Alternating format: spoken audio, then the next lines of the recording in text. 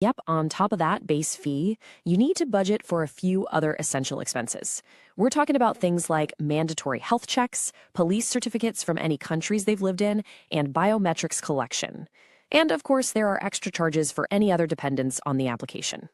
Naturally, everyone wants to know, how long is this going to take? And while there are official processing time guides online, some things can definitely slow your specific application down. So what are the usual suspects? The most common delays are often things that can be avoided. Little mistakes on the forms, forgetting to include a document, or even just paying the wrong fee.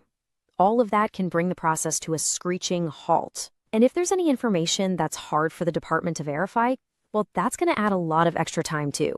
This is a really key point for families. If you're applying for more than one child, say for siblings, you can't just group them together on one application. Nope. Each and every child needs their very own separate visa application. All right, let's jump forward in time. The application was a success. The visa has been granted. Fantastic. But what happens next? It is so important to understand the timeline and your responsibilities from here on out. So, you're going to want to keep 3 key dates in mind. First is the grant date. That's day 1 for that 5-year travel facility.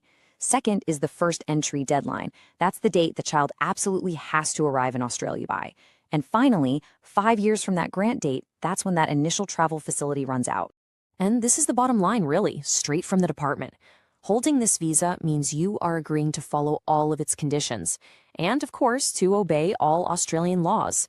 It's a serious responsibility, both for the child and for their new family here in Australia.